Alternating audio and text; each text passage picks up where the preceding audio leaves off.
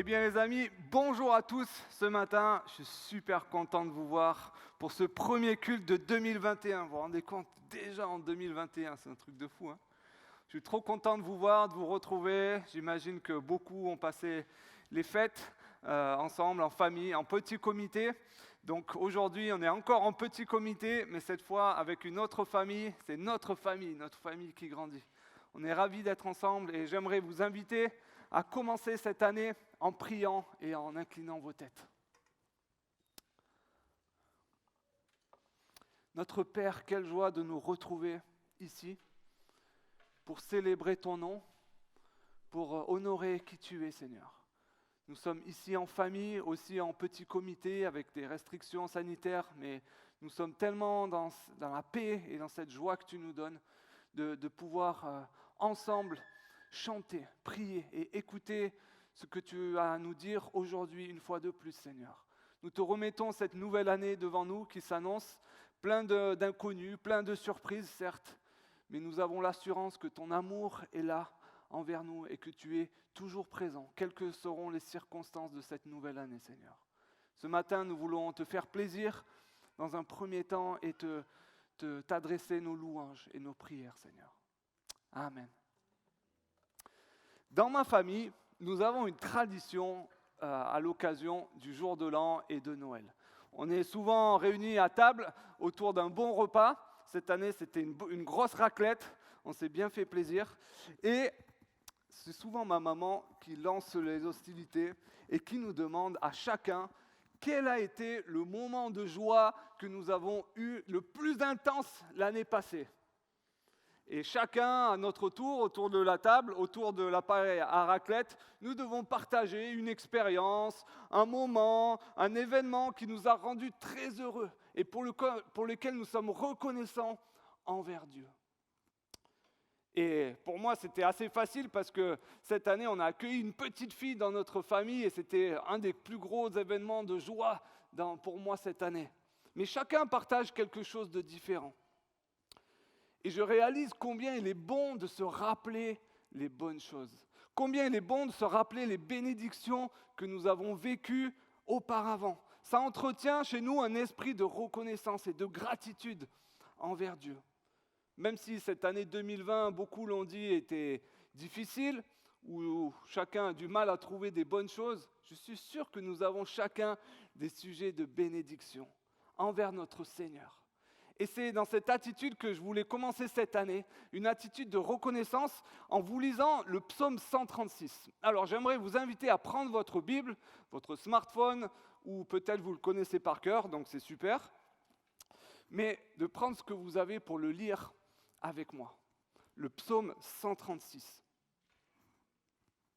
Il s'agit d'un chant qui a été composé pour le peuple d'Israël. Donc c'est un chant qui se chantait en groupe avec beaucoup de gens, avec beaucoup de personnes, et qui rappelle les temps forts, les événements, les moments importants de joie, de délivrance qu'a vécu le peuple d'Israël, et combien l'Éternel a été bon envers eux.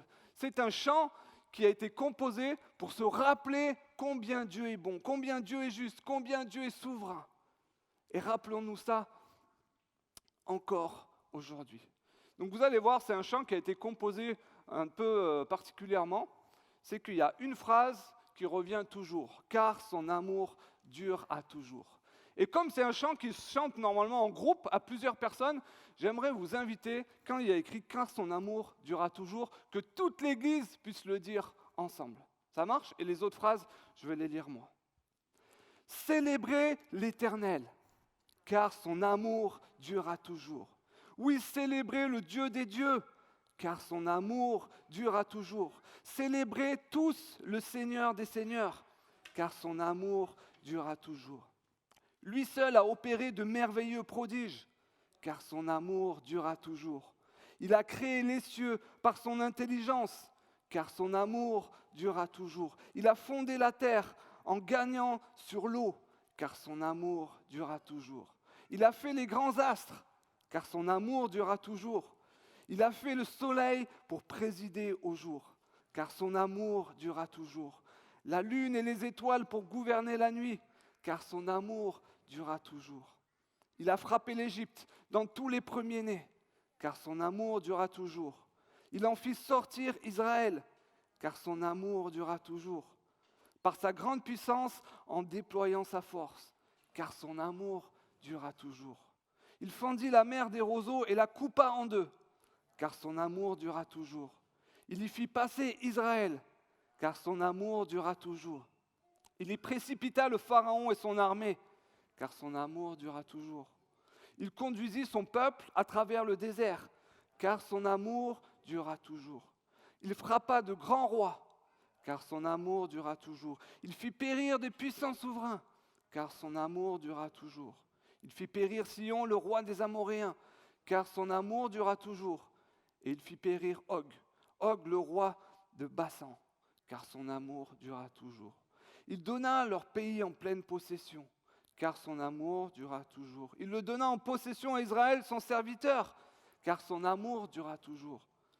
Dans notre humiliation, il se souvint de nous, car son amour durera toujours.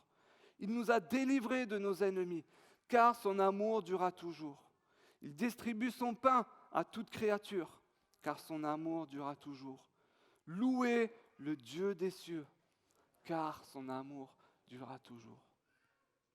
Ce chant, ce psaume, rappelle des temps forts qu'a vécu le peuple d'Israël.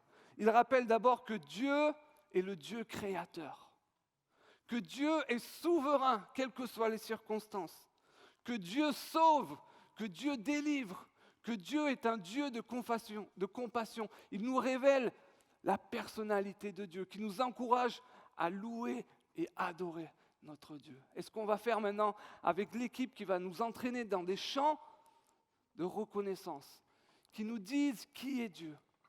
Je vous invite à vous lever et à ce qu'on puisse chanter ensemble ces chants de reconnaissance à Dieu.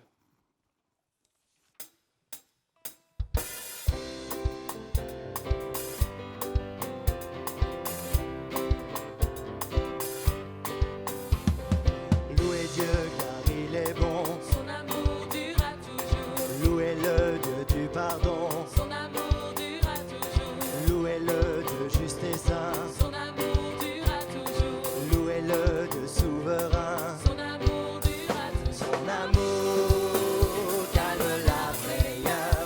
Son amour guérit la douleur.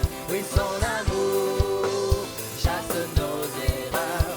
Dieu nous offre la grâce de son amour.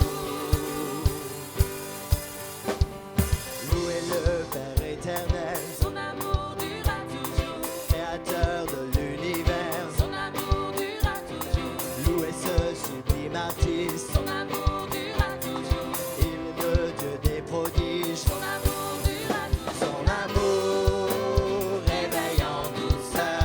Son amour touche avec ardeur. Oui, son amour embrase nos cœurs. Dieu nous tient sous les ailes de son amour.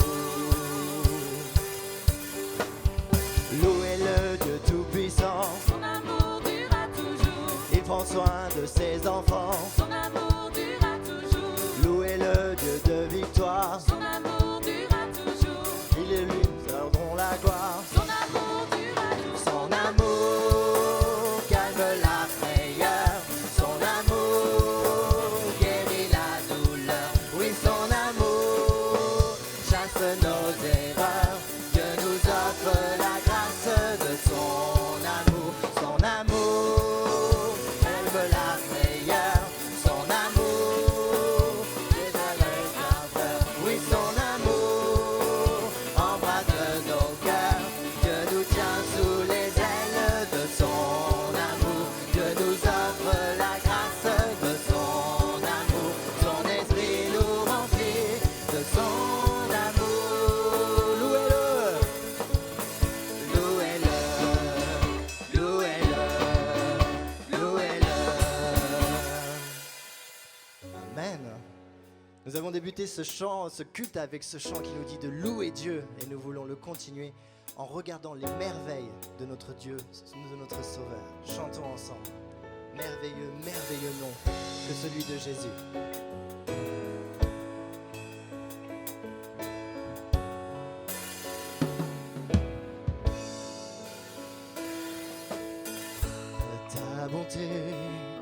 les dimensions du ciel. Ton amour pour moi est éternel. Ta fidélité s'étend à l'infini. Et ta seule grâce a racheté ma vie.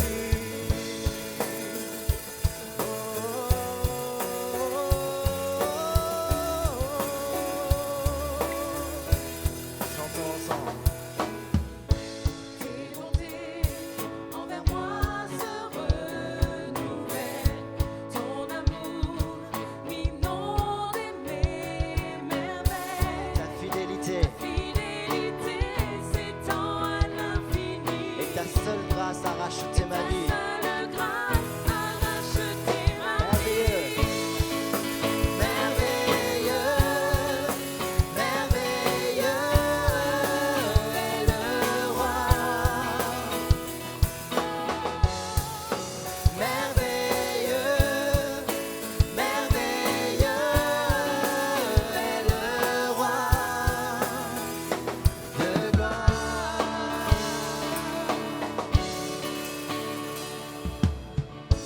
Ta bonté a les dimensions du ciel.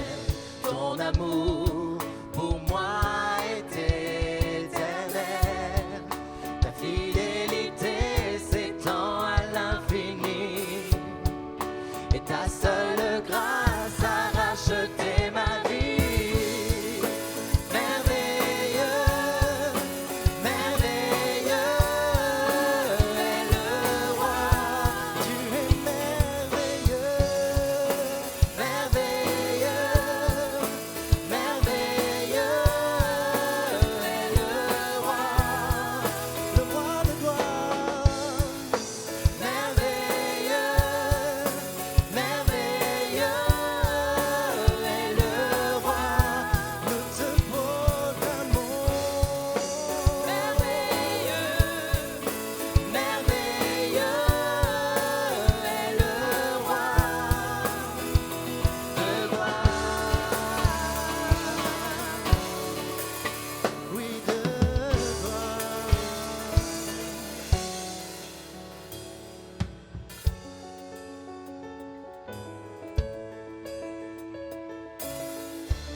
Le chant continue en disant: la terre et les cieux proclament ta gloire, Seigneur.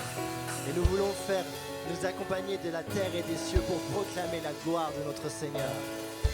Chantons ensemble. La terre et les cieux entonnent ce chant de gloire. La terre et les cieux entonnent ce chant de gloire. La terre et les cieux entonnent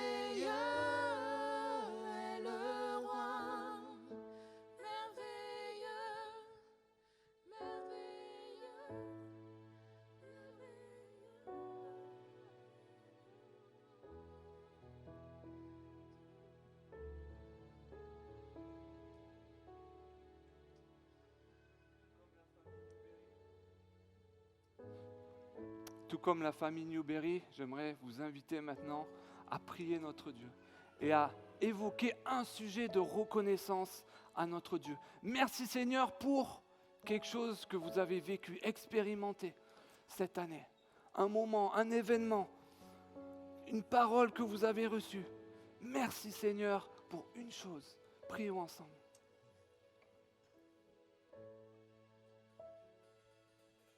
Seigneur Dieu, il y a tellement de sujets de reconnaissance que je voudrais t'adresser.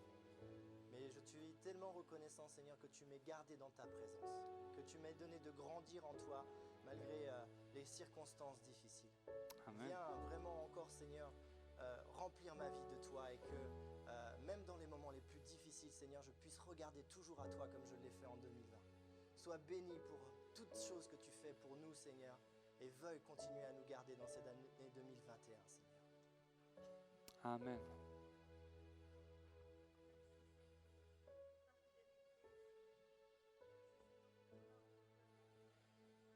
Amen.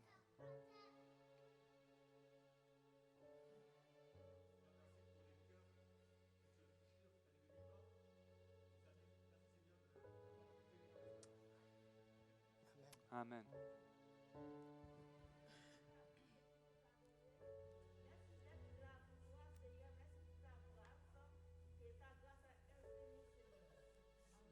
Amen. Amen.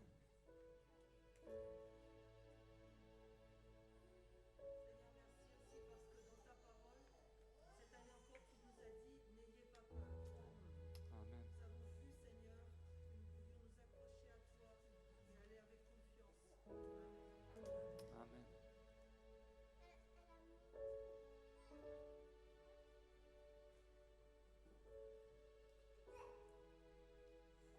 Seigneur mon Dieu, merci parce qu'en 2020, tu as pris encore soin de ton Église, Seigneur. Merci parce que tu as veillé sur nous et que nous avons la joie, le privilège de pouvoir te servir ensemble, Seigneur. Merci pour cette unité et cet amour que tu déverses dans nos cœurs. Amen. Amen. Merci Seigneur parce que tu es réellement un refuge pour ceux qui viennent à toi. Amen. Amen.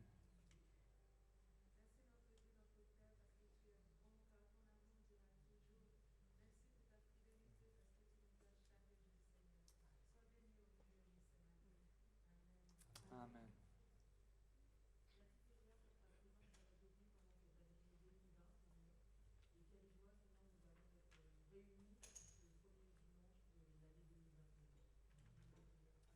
Amen.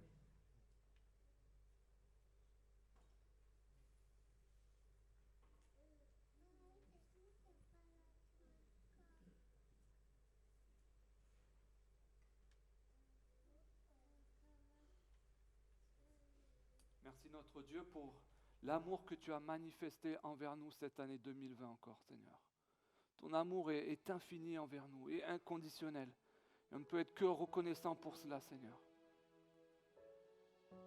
Et nous savons que ton amour durera toujours et qu'il sera toujours présent en 2021 pour nous, Seigneur. Et quelle grâce de pouvoir savoir cela, Seigneur. Nous sommes tellement reconnaissants pour cela, Seigneur. Sois honoré. Et nous te remercions, Seigneur, pour tout ce que tu as fait en 2020 et tout ce que tu feras en 2021.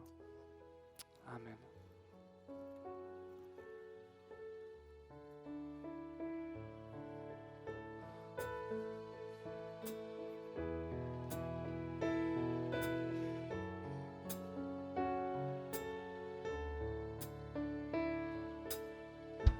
Ô Jésus, Mon sauveur, Seigneur, nul n'est comme toi.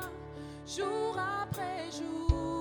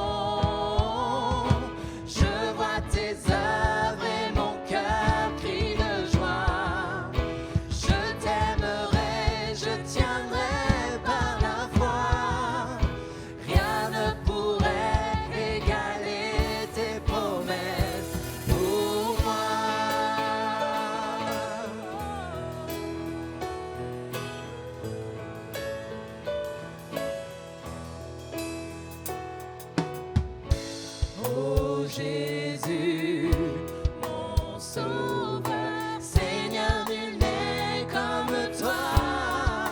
Jour après jour, jour après jour, Je te louerai, je te louerai. car ton amour est merveilleux. Mon abri, mon refuge, Mon abri, mon refuge, Mon réconfort, mon rocher. mon rocher. tout ce qui vit, Tout ce qui vit, ce que je suis, ce que je suis, ne cesse de t'adorer, Seigneur. ne cesse de Chantons ensemble. t'adorer. Et chante au Seigneur, crie de joie, terre entière. À Dieu la gloire, la puissance et l'honneur. Les monts s'inclinent et les flots rugissent à l'écho de ton nom. Je vois tes œuvres et mon cœur crie de joie. Je t'aimerai, je tiendrai par la voix. Rien ne pourrait égaler tes promesses pour moi. Chantons. Chante au Seigneur, crie de joie, terre entière. À Dieu la gloire, la puissance et l'honneur. Les monts s'inclinent et les flots rugissent à l'écho de ton nom. Je vois tes œuvres et mon cœur crie de joie. Je t'aimerai, je tiendrai par la voix.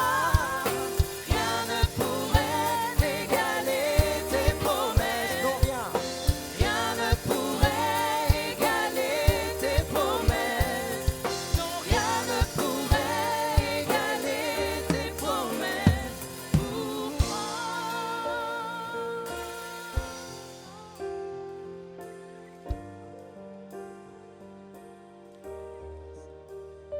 Amen. Je vois tes œuvres et mon cœur crie de joie. Voilà cette attitude que nous voulons avoir en ce début d'année, une attitude de reconnaissance. Merci Seigneur. Merci l'équipe de nous avoir accompagnés dans ce temps de louange, ce temps d'adoration. Et maintenant est venu le temps des enfants avec la vidéo spéciale pour vous, Kids Time. C'est parti.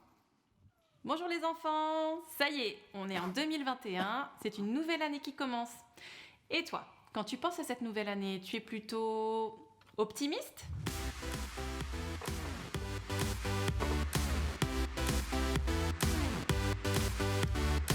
Plutôt pessimiste ? Ou tu ne sais pas ? Tu te demandes ce qui va venir. Et en fait, je pense qu'on est un peu tous dans cette situation. Parce que c'est vrai qu'il y a beaucoup de choses qu'on ne contrôle pas. On ne contrôle pas le climat, on ne contrôle pas les maladies, on ne contrôle pas non plus les autres. Parfois, ils font des choses que nous ne savons pas pourquoi, mais il faut qu'on les accepte, il faut qu'on fasse avec. Et justement, comment faire alors pour passer une bonne année 2021 ? Ça paraît compliqué, justement parce qu'on ne sait pas ce qui va nous attendre. Mais vous savez, il y a une bonne nouvelle. C'est que Dieu ne nous laisse pas tout seuls. Il nous a donné des instructions, il nous a donné un manuel pour nous aider à savoir comment mieux affronter les circonstances auxquelles on va être confronté. Est-ce que suivre les instructions de Dieu, ça veut dire que tout va bien se passer pour nous, que forcément l'année 2021 va être parfaite ? Non, évidemment que non. Mais la clé va être dans le fait que nous pouvons faire confiance à Dieu à travers les différentes circonstances. Où sont les instructions que Dieu nous a données ? Je pense que vous savez où on peut les trouver. Allons voir maintenant. Dans Proverbe 3, versets 1 à 6, il nous dit « Mon fils, n'oublie pas mes instructions et que ton cœur retienne mes commandements, car ils rallongeront tes jours et ajouteront des années à la durée de ta vie et t'assureront le bonheur. Que l'amour et la fidélité ne te fassent jamais défaut. Attache-les autour de ton cou, grave-les sur des tablettes de ton cœur et tu obtiendras la faveur de Dieu et des hommes. Tu auras la réputation d'être un homme de bon sens. Mets ta confiance en l'Éternel de tout ton cœur et ne te repose pas sur ta propre intelligence. Vous voyez ? En fait, on a déjà tout ici pour nous dire comment on doit faire. Est-ce que vous savez ce qui se passe quand on décide de ne pas suivre les instructions ? Souvent, c'est la catastrophe. Est-ce que vous avez déjà essayé, par exemple, de faire des Legos sans suivre le modèle ?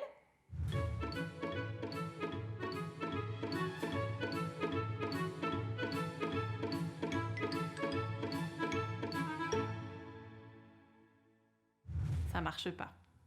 Est-ce que vous avez déjà essayé de faire un gâteau pour toute votre famille, mais vous ne suivez pas la recette ?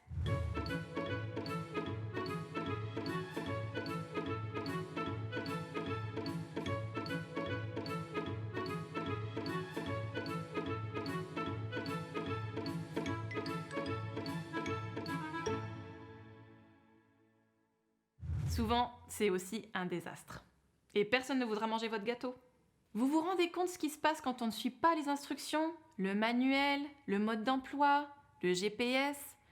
On se perd, on se trompe. Et ce n'est pas ce que Dieu veut pour nous. Au contraire, il veut nous aider à marcher dans le bon sens, à faire les bons choix dans notre vie, à prendre les bonnes décisions pour qu'il y ait des conséquences positives, mais aussi pour que quand les problèmes arriveront, nous soyons prêts et nous puissions lui faire confiance malgré tout. C'est Dieu qui nous a fait, c'est lui notre créateur. Donc forcément, c'est lui qui sait ce qui est le mieux pour nous. Et pour nous guider, il nous a donné la Bible.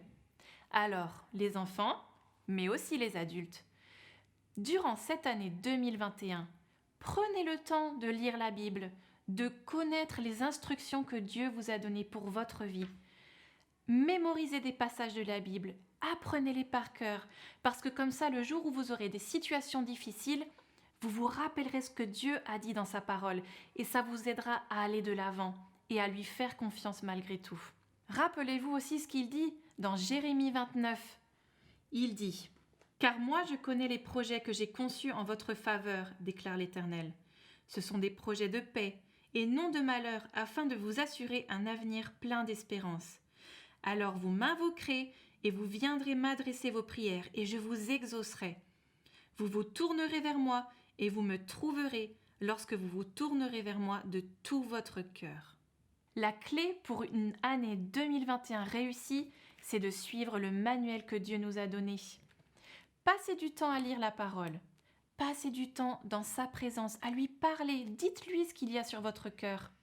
Demandez à votre papa, votre maman, votre grand-père, votre grand-mère, votre tonton, votre tata de vous lire la parole, de vous lire la Bible pour que vous sachiez ce que Dieu a réservé pour vous et comment vous pouvez vivre une bonne année 2021. Et rappelez-vous aussi que Dieu ne vous abandonne pas. S'il vous demande de faire certaines choses, il va vous aider aussi à le faire. Et faites-lui confiance quand les choses ne seront pas comme vous l'espériez ou comme vous l'auriez aimé. En tout cas, bon courage et n'oubliez pas de suivre le manuel. Merci la super équipe Kidsland qui a fait tant de vidéos depuis le début des confinements. Merci à Mireille, Anna, Zoé, Alissa pour cette super vidéo. Et je rappelle aux enfants que maintenant, vous pouvez faire vos petites activités. Si vous ne les avez pas prises encore, elles se trouvent juste à l'entrée là-bas. Vous pouvez aller en récupérer quelques-unes. Et sinon, je vais inviter mon frère Cédric à nous partager le premier message de 2021. Quelle responsabilité pour toi, mon frère! Petit coup de pression. Un grand merci, Mickey.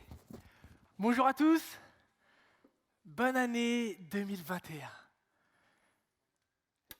Une véritable tradition, ces vœux de la nouvelle année. Et on le retrouve dans plein de cultures. Le fait de souhaiter le meilleur à ses proches, à ses amis, à sa famille. Les thèmes qui reviennent souvent dans les messages, les SMS ou les mails que l'on envoie concernent la santé, concernent les finances, concernent l'amour, concernent le bonheur. Mais rien ne garantit tout cela. Et les vœux que je souhaiterais nous formuler à tous en tant qu'Église sont inspirés en grande partie de Colossiens 3,15, qui nous rappelle que la paix instaurée par Jésus-Christ gouverne nos décisions. C'est à cela que nous avons été appelés, que nous puissions vivre cette unité, que nous soyons reconnaissants, que l'amour que Dieu nous a manifesté en Jésus remplisse nos cœurs et nos pensées, pour conduire chacune de nos relations, et que la gloire de son Saint-Nom soit notre principale motivation. Et ainsi, peu importe les circonstances, peu importe la direction que prendra cette année sera bonne, dans le sens où elle sera agréable à Dieu, dans le sens où nous pourrons compter sur sa présence et sa fidélité. Et je voudrais simplement vous inviter à prier avant de débuter. Notre Père, nous l'avons chanté ce matin. Tu es ce Dieu merveilleux, ce roi des rois. Tu es, Seigneur, celui dont l'amour durera toujours. Merci pour qui tu es. Merci pour ta présence, Seigneur. Merci parce que tu as été avec nous en 2020 et tu le seras encore en 2021, Seigneur. Car tu es ce Dieu éternel qui ne change pas. Père éternel, je prie, Seigneur, que nous puissions, Seigneur, avoir des cœurs disposés à recevoir ta parole. Qu'elle ne revienne pas à toi sans avoir produit son effet, Seigneur. Viens nous renouveler, viens nous transformer et nous attirer toujours plus vers ce Père aimant que tu es. Dans le nom de Jésus-Christ. Amen. Amen. 2020 est pour beaucoup une année à oublier, une année difficile, une année maudite. Voici des titres de journaux que j'ai pu lire ces derniers temps. Et la semaine dernière, Manu nous partageait que le célèbre magazine, le Time, avait mis à la une The worst year ever, l'année la pire de tous les temps. Bon, soyons honnêtes, c'est peut-être excessif comme constat, peut-être un peu dans l'émotionnel, mais en même temps, cela témoigne d'une réalité, d'un ressenti qui est, lui, bien palpable. Des entreprises et des secteurs d'activité entiers ont été dévastés. Combien de personnes ont perdu leur emploi? Combien de personnes, malheureusement, sont même allées jusqu'au suicide dans cette période? On voit des gouvernements complètement déstabilisés, dépassés par toute la situation, devant malgré tout gérer une crise sanitaire complexe avec la pression de l'opinion publique, des spécialistes, complètement dépassés. Les hommes, les femmes, les enfants qui ont vécu cette année et qui se trouvent avec tout l'impact émotionnel, financier, physique parfois, moral, mais aussi spirituel. 2020 a été une année bien particulière, avec son nombre de décès aussi. Et si cette année restera pour beaucoup un souvenir difficile, et je pense que dans les livres d'histoire, dans les années à venir, il y aura peut-être cette année 2020 qui sera enseignée aux enfants, avec l'épidémie des temps modernes, il y a dans la parole de Dieu une année qui était aussi particulièrement difficile pour le peuple d'Israël. L'an 587 avant Jésus-Christ. Je pense que tout le monde connaît cette date, n'est-ce pas?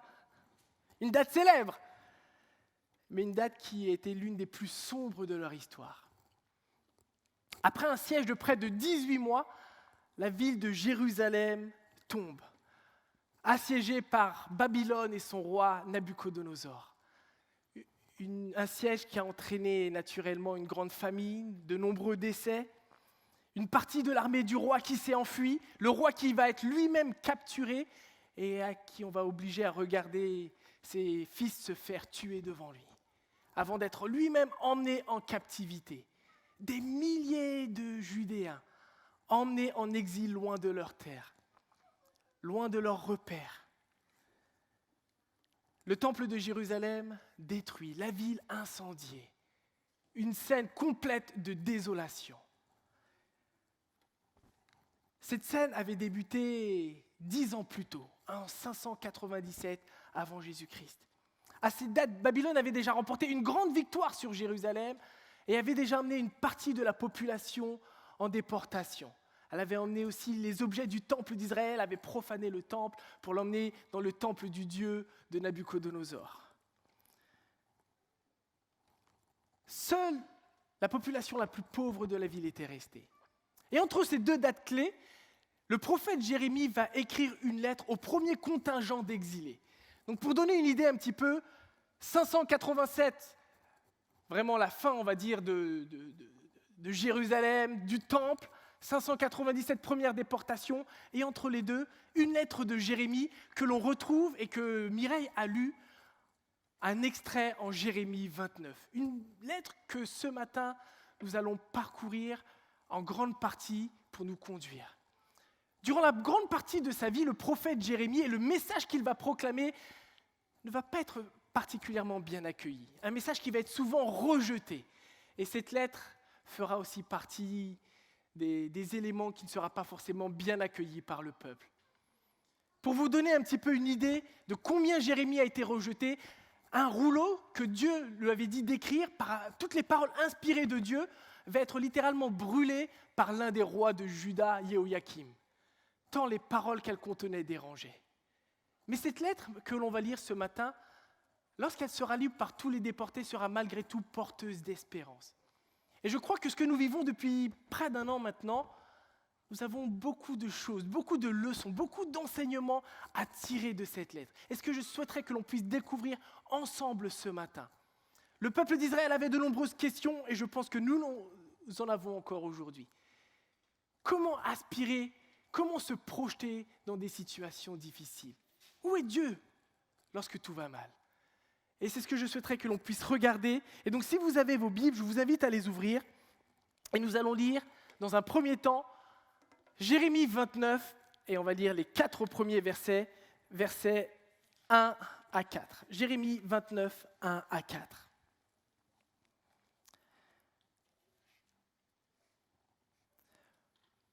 Voici le contenu de la lettre envoyée de Jérusalem par le prophète Jérémie à ceux des responsables du peuple qui subsistaient en exil, ainsi qu'aux prêtres, aux prophètes et à tout le peuple que Nabuchodonosor avait déporté de Jérusalem à Babylone.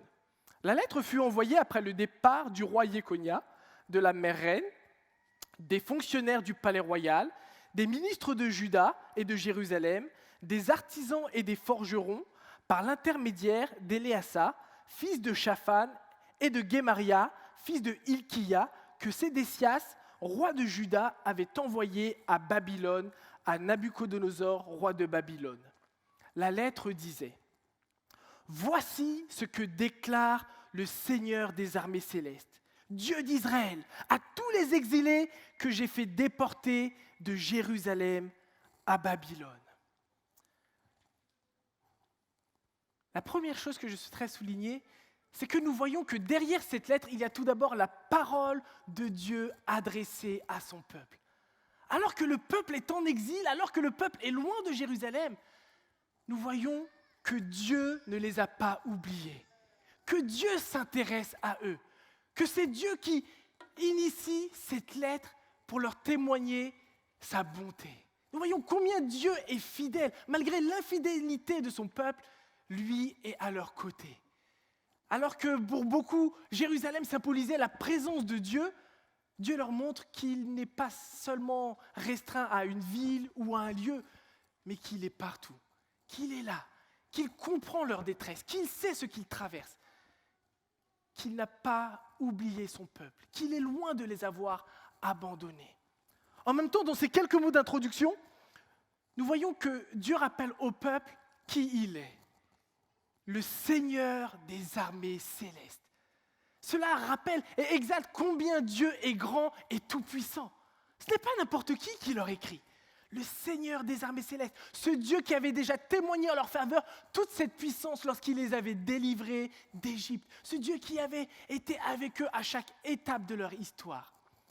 C'est en même temps ce Dieu qui se révèle comme le Dieu d'Israël, c'est-à-dire le Dieu de leurs ancêtres. Le Dieu d'Abraham, d'Isaac, de Jacob, ce Dieu qui est fidèle, ce Dieu qui tient ses promesses, ce Dieu qui a fait une alliance avec son peuple et qui ne l'oublie pas. Et enfin, nous apprenons aussi que c'est le Dieu qui les a déportés, qui a fait déporter de Jérusalem à Babylone son peuple. Dieu rappelle que c'est celui qui est au contrôle. C'est lui qui est souverain sur toute sa création, sur tous les événements. Dieu a permis cette déportation dans un but. Il était essentiel pour le peuple d'Israël de réaliser que l'auteur de la lettre, ce n'était pas Jérémie, mais Dieu lui-même. L'identité de Dieu, la nature de Dieu donnait toute sa validité à ses paroles. Car ce que Dieu dit, il l'accomplit. Dieu n'est pas un homme pour mentir. Dieu est digne de confiance. Et c'est ce que le peuple devait réaliser. Dieu nous adresse une parole. Et cela lui donnait un caractère précieux, une valeur particulière. L'une des choses que moi j'apprécie particulièrement, c'est lorsque Chris Short, pour ceux qui ne le connaissent pas, c'est le fondateur de l'église de Ponto Combo, vient me voir et me dit « Cédric, j'aimerais te dire quelque chose. Quand est-ce que tu serais disponible pour que l'on puisse se voir ?» Parfois, pour ceux qui connaissent aussi sa spontanéité, il vient et me dit directement la chose, sans transition, ce que le Seigneur lui a mis à cœur. Et cette démarche qu'il a à mon égard, j'ai toujours vraiment ressenti ça comme une preuve de son affection envers moi. Et je le remercie vraiment pour cela. Et parfois, le message peut être un peu dérangeant. Parce que ça touche à l'orgueil et ça pique un peu. Hein. Mais j'aime ça. Parce que s'il le fait, c'est parce que dans son amour, il cherche à la fois mes progrès, par ses conseils, ses encouragements, ses avertissements. Mais avant tout, il cherche la gloire de notre Seigneur. Et je bénis le Seigneur pour cela. Ce que les Israélites devaient comprendre, c'est que lorsque Dieu s'adressait à eux, c'était une immense bonté de sa part. Et ce qu'il leur disait, ce n'était pas ce qu'ils voulaient particulièrement entendre, mais ce avant tout qu'ils devaient entendre. Et c'est deux choses complètement différentes. Parfois, on cherche ce que l'on veut entendre, mais ce n'est pas forcément ce dont on a réellement besoin. Ainsi, dans tout ce que nous traversons depuis près d'1 an, je voudrais aussi qu'on se souvienne de qui est notre Dieu. Qui est notre Dieu ? Il n'a pas changé. Il est le même hier, aujourd'hui, éternellement. Notre Dieu est fidèle, mes amis. Notre Dieu est bon. Notre Dieu est tout-puissant.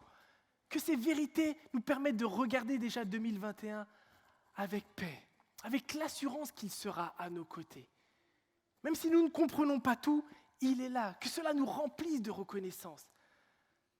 Dans la vidéo enfance, nous l'avons vu, que l'on puisse être reconnaissant d'avoir la parole de Dieu.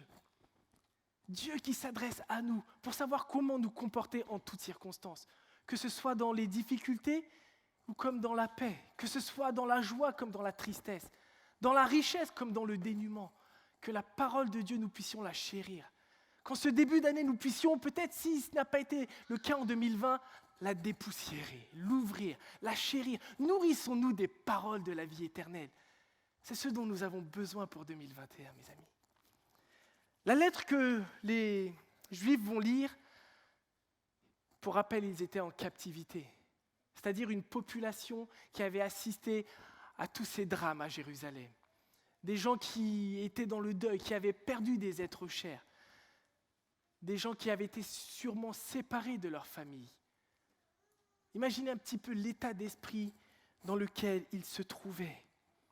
Loin de sa terre, loin du temple. Quel déchirement, et en même temps ce sentiment aussi d'humiliation, d'être en captivité auprès d'un peuple étranger. Dans le psaume 137 plutôt, le 136 est celui qu'on a lu en introduction, le psaume 137 est l'un des psaumes qui fut écrit pendant la période de l'exil, et qui décrit un petit peu mieux quels étaient les sentiments des Judéens à ce moment-là. Et voici les 6 premiers versets. Au bord des fleuves de Babylone, nous étions assis et nous pleurions en pensant à Sion. Ça marche pas très bien. Au saule de leurs rives, nous avions suspendu nos harpes. Ceux qui nous avaient déportés nous demandant des chants. Nos oppresseurs voulaient des airs joyeux. Chantez, nous disait-il, quelques chants de Sion. Sion, c'est-à-dire la cité de David, c'est-à-dire Jérusalem. Comment peut-on chanter les chants de l'Éternel sur un sol étranger ? Si jamais je t'oublie, Jérusalem, que ma main droite perde sa force. Oui, que ma langue se colle à mon palais si je ne pense plus à toi. Jérusalem, si je ne mets plus avant toute autre joie. Le peuple était dans cet état d'esprit, à la fois de tristesse et de nostalgie. Le désir que tout rentre dans l'ordre, que la captivité prenne fin. Ils n'avaient pas le cœur à chanter. Ils n'avaient pas le cœur à chanter ces psaumes, à être dans la joie. Ils étaient découragés. Le peuple était dans l'attente d'une véritable délivrance. Et c'est un sentiment légitime. Lorsque des événements difficiles nous arrivent, nous voulons que ça s'arrête. Nous voulons que les choses s'arrêtent, et c'est normal. Et en même temps, on veut se rappeler que face aux difficultés, face à la souffrance, Dieu est là. Dieu ne nous a pas oubliés. Dieu prend en charge notre souffrance. Dieu nous a envoyé l'Esprit Saint pour être notre consolateur par excellence. Dieu ne change pas en dépit des circonstances. Il est à nos côtés.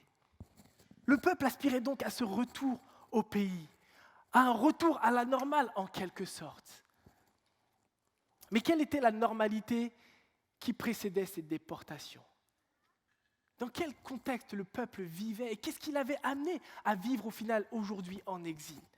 Plusieurs passages dans la parole nous décrivent un petit peu cette période qui précédait. On le voit dans le livre des rois, on le voit dans le livre des différents prophètes, Jérémie, Ézéchiel et autres, qui nous décrivent quelle était la situation avant l'exil. Nous découvrons les principales raisons et le contexte qui marquait le peuple. Une situation principale d'immoralité, d'idolâtrie, qui poussera certaines personnes du peuple jusqu'à offrir leurs enfants en sacrifice à des faux dieux. Nous voyons la corruption, l'injustice sociale. Nous voyons le peuple qui plaçait sa confiance dans des puissances étrangères au lieu de placer sa confiance en Dieu. Voilà un peu à quoi ressemblait le contexte avant. Est-ce à cela que le peuple aspirait lorsqu'il voulait retourner à Jérusalem ? À revenir à cet état de dérive morale et de véritable déclin spirituel ? Je pense que lorsque les choses vont mal, nous pouvons d'une certaine façon, sans s'en rendre compte, idéaliser le passé. Et nous avons l'exemple dans l'histoire du peuple d'Israël, de nombreux exemples, notamment lorsqu'il est dans le désert. Et on voit à plusieurs reprises le peuple d'Israël regretter l'Égypte. Il y a ce beau passage même dans le livre des Nombres où à un moment il dit « Mais en Égypte, on mangeait du poisson, on mangeait des concombres. » Waouh, là-bas, c'était la gastronomie 3 étoiles. Mais je pense qu'il y a un fait qu'ils oubliaient. C'est que lorsqu'ils étaient en Égypte, ils étaient esclaves. Soumis à d'atroces corvées, d'innombrables corvées, complètement exploités, et qu'ils avaient crié à Dieu d'être libérés de cette situation. Et pourtant, face à une difficulté, ils vont se dire « Non, l'Égypte, c'était quand même pas si mal. » Parfois, on peut être oublieux. Quand pourrions-nous revenir à la normale ? À quand un retour à la normale ? Voici peut-être les conversations que l'on peut avoir les uns avec les autres, que l'on entend à la télé. Beaucoup disent ça. À quand un retour à la normale ? Comme si ce que nous vivions avant l'épidémie de Covid-19 était une société idéale. Un très bel article a été écrit par un éditeur américain sur cette thématique, en nous questionnant. Quelle était notre normalité avant cette crise ? Au niveau international, au niveau national. Une hausse du communautarisme, le racisme, l'individualisme toujours omniprésent, des actes de terrorisme, des faits divers plus tragiques les uns que les autres. Une perte des repères moraux, une société qui appelle le mal bien et le bien mal. Nous voyons des guerres en tout genre. Des familles qui se détruisent, une perte des rapports humains au profit des nouvelles technologies. Voilà, en quelques mots, quelle était notre normalité avant la crise. Non pas que le tableau soit seulement noir, il y a de très belles choses. On voit l'entraide, la solidarité, on voit des créations artistiques, il y a de merveilleuses choses. Mais n'idéalisons pas notre normalité, ce que nous vivions avant cette période d'épidémie. Regardons aussi quel était l'état de santé de nos églises, les enjeux du virtuel. On le voit, les enjeux de l'église à distance sont venus être renforcés. Quel était l'état même de nos propres vies ? En faisant le bilan de ma propre vie spirituelle, j'ai eu honte de moi. C'est quoi la réalité ? Combien de fois ma vie de prière n'est pas aussi passionnée, aussi stable que je le souhaiterais ? Combien de fois je ne suis pas toujours aussi patient avec mes enfants ? Combien de fois je manque de témoigner à mes collègues ? Ou pas mes collègues, mes voisins. Aujourd'hui, mes collègues, j'ai la grâce d'avoir des collègues pasteurs. Plus besoin de vous partager l'évangile, mes frères. Le Seigneur vous a fait grâce, à moi aussi.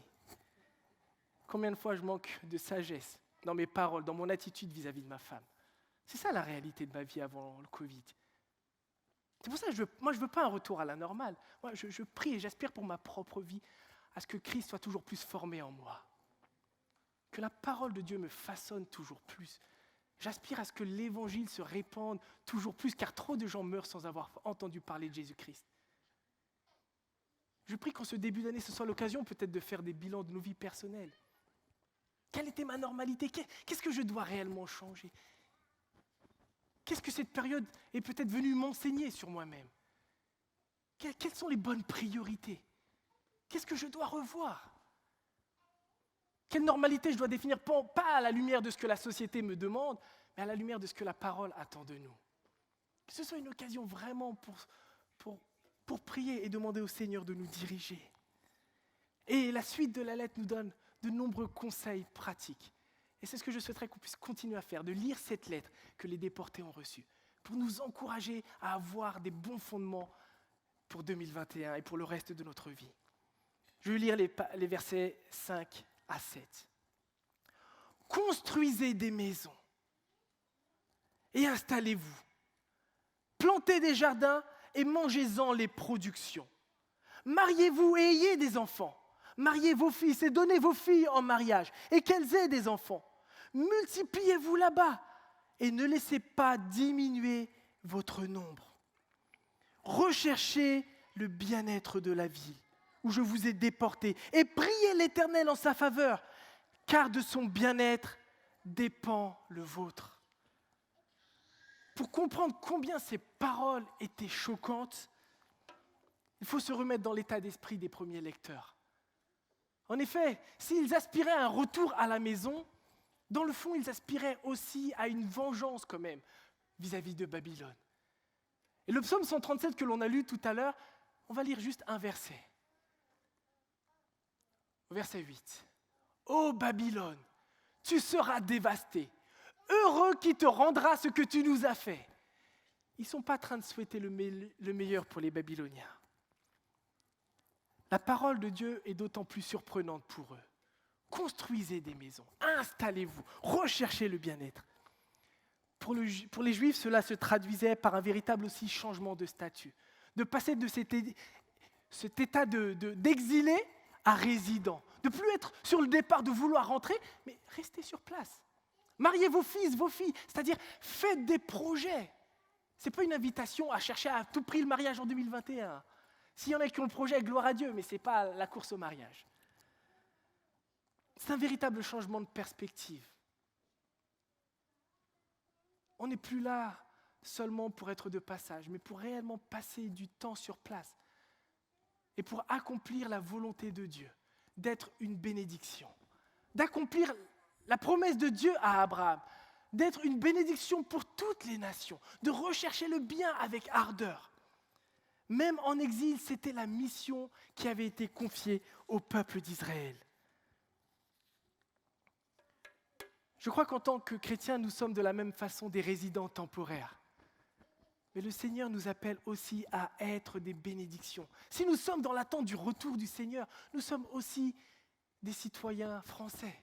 Et le Seigneur nous appelle à rechercher le bien-être de notre pays, à rechercher le bien-être de ses habitants. Notre rôle en tant que chrétien, c'est de briller au sein des ténèbres. Tout d'abord par la prière. Et cela a été un véritable choc humainement pour les Juifs. Parce que c'était de prier pour ses ennemis, prier pour les gens qui nous avaient déportés, prier pour les gens qui avaient peut-être tué des membres de notre famille. C'est difficile en effet de continuer à détester quelqu'un lorsqu'on commence réellement à prier pour lui, régulièrement. La prière est l'antidote à la haine, l'antidote aux divisions. C'est la voie par excellence pour le chemin du pardon.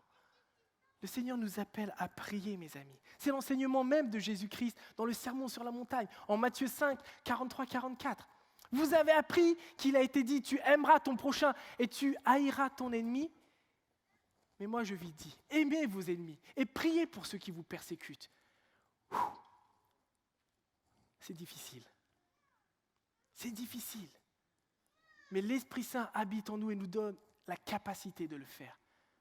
Demandons au Seigneur de nous donner la force de le faire, car cela produit du fruit merveilleux. La prière fait la différence dans les cœurs. La prière fait la différence dans les situations. Car celui qui agit, c'est le Seigneur des armées célestes, le roi des rois. En ce début d'année, nous allons bientôt avoir un rendez-vous important, un rendez-vous clé, notre semaine de jeûne et prière. On le sait, en ce moment, il y a le couvre-feu et on ne sait pas encore comment, sous quel format, mais nous voulons vivre cette semaine. Nous voulons vivre cette semaine et on vous tiendra informé très prochainement avec l'équipe pastorale. Mais ne soyons pas résignés, mais au contraire, soyons créatifs. Ne soyons pas endormis, mais réveillés dans la prière. Que nous puissions prier, intercéder, car il y a des enjeux spirituels qui se passent en ce moment même. Que l'on puisse prier pour toute situation, pour la prospérité de nos villes, pour la paix de notre pays, pour la paix de notre monde. Mais surtout pour prier pour le salut de ses habitants, de toutes ces personnes qui ne connaissent pas Jésus-Christ. Que nous soyons des lumières. Peut-être qu'en ce moment, nous sommes dans des situations que nous n'avons pas réellement choisies, comme le peuple l'était. Il avait tout sauf voulu être là-bas. Mais le Seigneur nous appelle à prier pour ces situations. Peut-être que c'est une situation professionnelle. Priez pour votre patron méchant. Priez pour vos collègues difficiles. Peut-être que c'est à l'école. Priez pour vos camarades de classe qui vous insupportent. Ou peut-être qu'ils se moquent de vous. Priez pour eux. C'est peut-être même à la maison. Prions pour nos maris, pour nos femmes, pour nos enfants, où il y a peut-être des tensions en ce moment. La prière fait la différence. La prière fait réellement la différence. Et dernièrement, dans notre groupe de maison virtuel, à travers Google Duo, une sœur nous a partagé un témoignage qui nous a vraiment encouragés. Elle nous racontait, lorsqu'elle est arrivée dans son travail, elle est tombée sur une collègue vraiment méchante avec elle. Comme on dit, de la méchanceté gratuite. Elle la méprisait, elle la rabaissait devant tout le monde, elle se moquait d'elle. Et à plusieurs reprises, elle nous racontait combien elle a pleuré et c'était difficile. Mais dans son cœur, le Seigneur l'avait mis à cœur de prier pour cette collègue et de répondre au mal par le bien, toujours à être gentil avec elle, à lui dire bonjour. Le Seigneur a utilisé ce témoignage pour toucher cette collègue. Cette collègue, mais aujourd'hui, elles sont amies. Et elle dit, mais pourquoi tu es comme ça ? Pourquoi lorsque moi je suis méchant, pourquoi tu as été aussi gentil avec moi ? C'est une occasion de témoigner de Jésus-Christ. Cette collègue n'est pas encore à Dieu, mais elle a vu en cette sœur une lumière. Elle a vu de la bonté là où elle aurait dû voir peut-être de la haine et de la vengeance. Que ce soit cela qui nous anime, qui nous encourage de prier avec persévérance. Parmi les autres moyens complémentaires de rechercher le bien-être, il y a la prière et c'est essentiel. Mais il y a aussi parfois le fait de se remonter les manches. Ça peut être à travers des actions de solidarité. Et plusieurs frères et sœurs dans l'Église l'ont fait dernièrement, à travers des collectes alimentaires, en relation avec les villes, en relation avec les associations. Plusieurs villes ont mis en place des permanences téléphoniques. On peut aller faire des courses pour nos voisins peut-être âgés. Téléphoner. Recherchons le bien activement, à travers des aspects pratiques. Réfléchissons, réalisons qu'on peut faire des choses, même si on a les masques, même s'il y a les gestes barrières. Nous pouvons être une source de bénédiction, mes amis. Bénir ceux qui nous entourent fait partie de notre responsabilité. Et dans sa grâce, on le voit, le Seigneur permet qu'au final, ça nous bénisse en retour. Poursuivons la lecture. Versets 8 à 9. En effet, voici ce que déclare le Seigneur des armées célestes, Dieu d'Israël. Ne vous laissez pas induire en erreur par vos prophètes qui sont au milieu de vous, ni par vos devins, et ne prêtez pas attention aux révélations que vous leur demandez, car ce sont des mensonges qu'ils prophétisent en mon nom. Je ne les ai pas envoyés, l'Éternel le déclare. Faisons attention aux mensonges qui nous entourent. Le peuple d'Israël était entouré de faux prophètes, et le peuple allait à la rencontre de ces personnes pour entendre ce qu'ils avaient à leur dire, d'une certaine façon pour leur caresser l'oreille. Je pense que le Seigneur les mettait en garde, et nous aujourd'hui encore. On pourrait se poser la question, qui sont nos faux prophètes ? Et si on élargit un petit peu ces définitions, on pourrait voir que derrière les faux prophètes, il peut y avoir les médias. Tout ce que nous disent les médias n'est pas forcément vrai. Ils cherchent parfois à nous influencer et autres. Écoutons, regardons les infos, mais prenons les choses aussi avec du recul. Combien de spécialistes, de scientifiques qui se contredisent, qui disent « moi j'ai raison, non, lui il a tort, moi j'ai raison ». Au final, qui a raison ? Et d'un point de vue spirituel, combien de pasteurs, de prophètes autoproclamés, d'individus sur Internet se filment, tournent des vidéos et décryptent cette situation comme s'ils parlaient de la part de Dieu. Voici ce que Dieu y fait. Je sais pourquoi le Covid. Je sais ce qu'il est en train de faire. C'est un jugement. Attention. Dieu, je ne pense pas qu'il ait mandaté beaucoup de personnes parfois pour parler en son nom et que nous ne puissions pas tomber dans ce piège nous-mêmes. Sachons faire preuve d'une grande humilité et de reconnaître que on ne comprend pas pourquoi. Mais ce que je sais, c'est que Dieu est bon. Ce que je sais, c'est que Dieu est à l'œuvre. Je sais que Dieu est souverain. Je sais qu'il ne change pas. Je sais qu'il est fidèle. Je sais qu'il est merveilleux. Je sais qu'il a offert son Fils en sacrifice. Dites non aux spéculations. Refusons les spéculations. Mais oui aux convictions. Et nos convictions, qu'elles soient enracinées dans la parole de Dieu. Ouvrons-la, chérissons-la et bâtissons nos vies sur elle et pas sur les mensonges ambiants. Je vais lire les derniers versets pour ce matin, les versets 10 à 14. Car voici ce que déclare l'Éternel. C'est seulement au bout des 70 années allouées à Babylone que j'interviendrai en votre faveur pour accomplir la promesse que je vous ai faite de vous faire revenir dans ce pays. Car moi, je connais les projets que j'ai conçus en votre faveur, déclare l'Éternel. Ce sont des projets de paix et non de malheur, afin de vous assurer un avenir plein d'espérance. Alors vous m'invoquerez et vous viendrez m'adresser vos prières, et je vous exaucerai. Vous vous tournerez vers moi et vous me trouverez. Lorsque vous vous tournerez vers moi de tout votre cœur, je me laisserai trouver par vous. L'Éternel le déclare. Je ferai revenir les exilés de votre peuple et je vous rassemblerai du milieu de tous les peuples étrangers et de tous les lieux où je vous ai dispersés. L'Éternel le déclare, pour vous ramener dans le pays d'où je vous ai déportés. Appuyons-nous sur les promesses de Dieu. Ce qui est intéressant de voir, il y aurait tant de choses à dire, mais en quelques mots, c'est que tout d'abord, le temps de Dieu n'est pas le nôtre.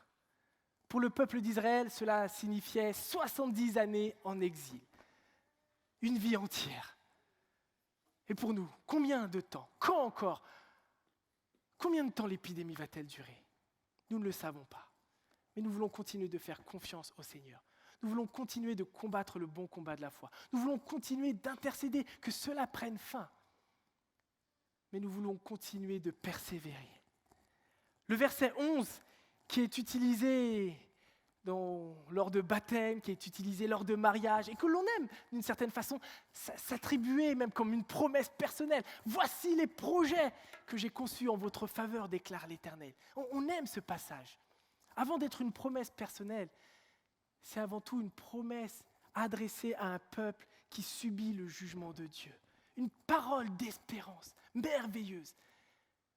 Et un théologien, un pasteur, a dit la chose suivante, Christopher Wright.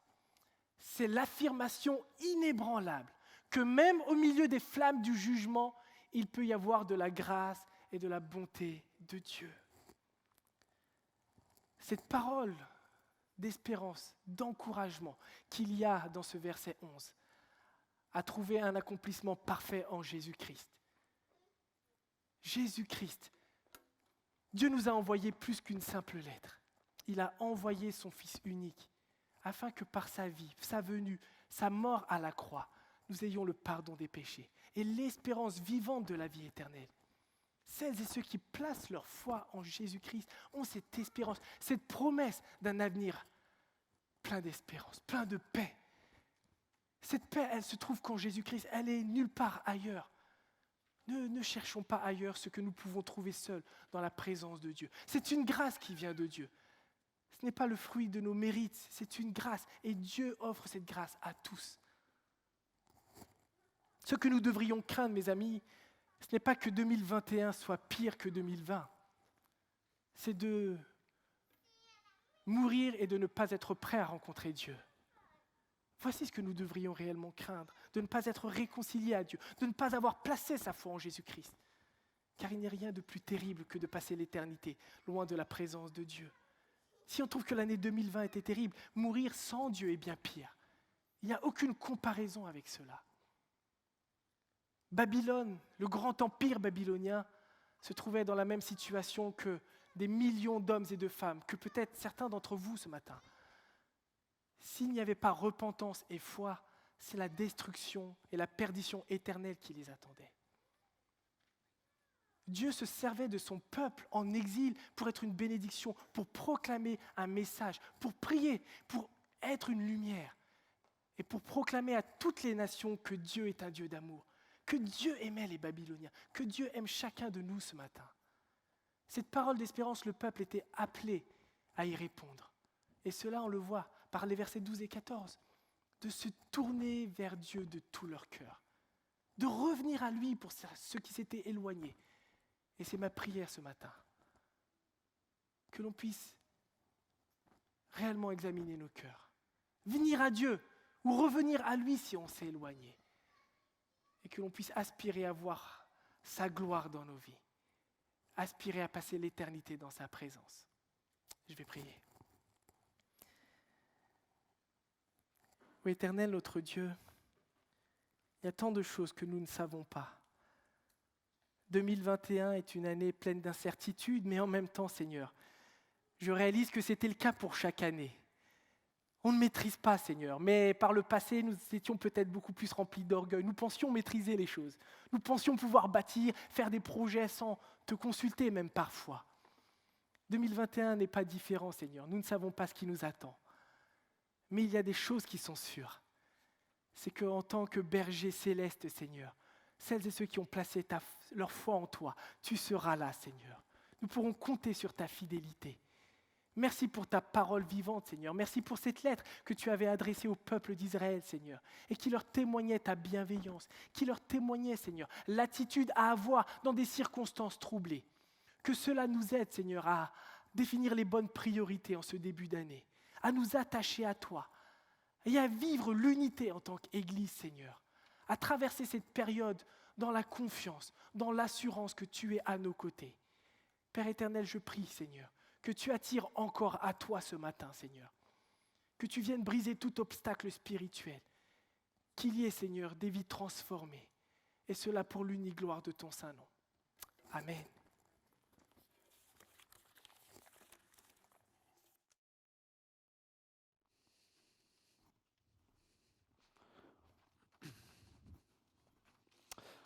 On va vous inviter à chanter un dernier chant ensemble avant un petit temps d'annonce. Chantons ensemble. Nous aime, et on va le chanter.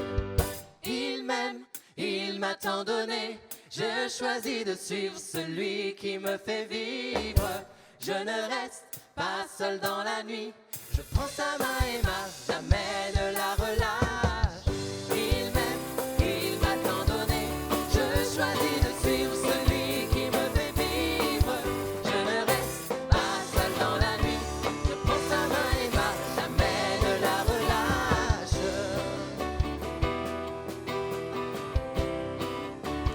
Il se tient tout près de moi. Il se tient tout près de moi.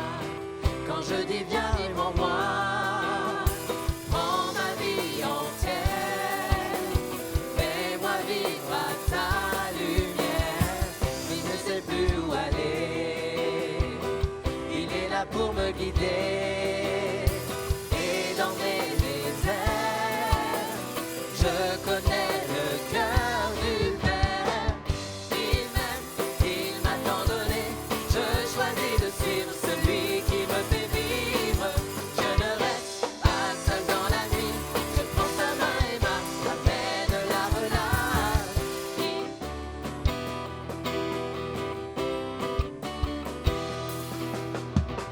Il me dit viens et suis-moi. Je ne te quitterai pas, ni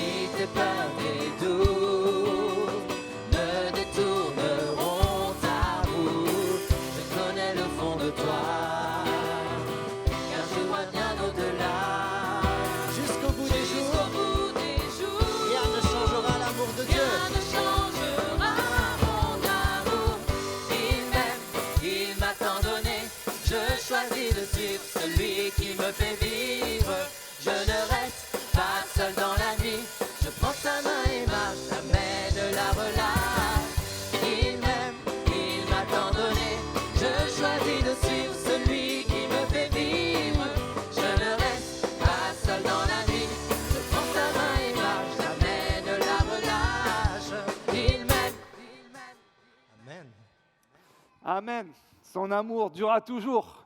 Il m'aime. Quelques annonces pour terminer ce premier culte, parce qu'il y a un deuxième culte qui enchaîne juste après à 11 heures. D'abord, vous dire qu'on va continuer jusqu'à nouvel ordre ce format de culte, donc à 9 heures et à 11 heures. Donc comme vous le faites très bien, pensez à vous inscrire chaque dimanche sur notre site internet. Voilà, il faut vraiment continuer à le faire, on en a besoin pour les règles sanitaires. Donc continuez à le faire, et si vous oubliez, c'est pas grave, mais c'est quand même important pour nos équipes d'accueil et pour tenir à jour nos listings. Autre annonce, c'est que la bonne nouvelle, c'est que Kidsland va reprendre la semaine prochaine. Ouais! Alors, ça va reprendre, mais d'une façon un peu différente qu'on a l'habitude de le faire. C'est-à-dire que, dans un premier temps, tous les enfants vont vivre le temps de louange avec nous. Donc, tous les âges, vous pouvez, n'allez pas directement à Kidsland, mais on va tous venir ici, on va prier ensemble, on va chanter ensemble. Et puis, après cela, les enfants rejoindront leur moniteur dans le hall convivial pour ensuite rejoindre directement leur classe Exploland. Donc, ce sera toujours les mêmes formats de culte d'1 heure à peu près, mais la première partie sera avec les enfants et ensuite ils rejoindront leur classe Exploland. Et bien sûr, il ne faudra pas oublier d'aller chercher vos enfants directement après dans le hall Kidsland. Autre bonne nouvelle, c'est que la crèche va aussi réouvrir la semaine prochaine. Donc, pour tous les enfants entre 0 et 3 ans, vous pourrez bénéficier donc, de la crèche. Et très important aussi, pour tous vos enfants, il faut bien penser à les inscrire, quel que soit leur âge, sur le site internet quand vous faites votre inscription. Cédric en a parlé tout à l'heure dans son message, nous allons avoir notre semaine de jeûne et prière, donc qui ne commencera pas ce lundi, mais le lundi prochain. Donc pensez à bien le noter, donc du 11 au 15, on ne sait pas encore sous quelle forme on va le faire, on attend les nouvelles annonces du gouvernement qui devraient avoir lieu cette semaine, mais on vous tiendra strictement informé avec le format. Une chose est sûre et certaine, c'est que nous allons la faire. On ne sait pas de quelle façon, mais nous allons prier et jeûner ensemble pendant cette semaine du 11 au 15 janvier. Voilà. Et puis, dernière annonce, je vous rappelle aussi que vous avez la possibilité de donner vos offrandes en déposant dans les boîtes qui sont sur ma gauche. Je vois qu'il y a une boîte qui n'est pas sous la flèche, donc regardez bien avant de mettre. Mettez pas votre offrande où il y a la flèche, parce que sinon elle va tomber sur le carrelage. Mais en sortant, vous pouvez contribuer au fonctionnement de l'Église et surtout honorer notre Dieu avec une partie de l'argent qu'il vous donne chaque mois, chaque jour, en participant. Sinon, vous pouvez le faire aussi par virement régulier ou par carte bancaire directement sur notre site internet. Voilà, je remercie tous les gens qui nous ont suivis aussi en ligne et on vous dit à la semaine prochaine. Merci à chacun et on vous souhaite un très bon dimanche.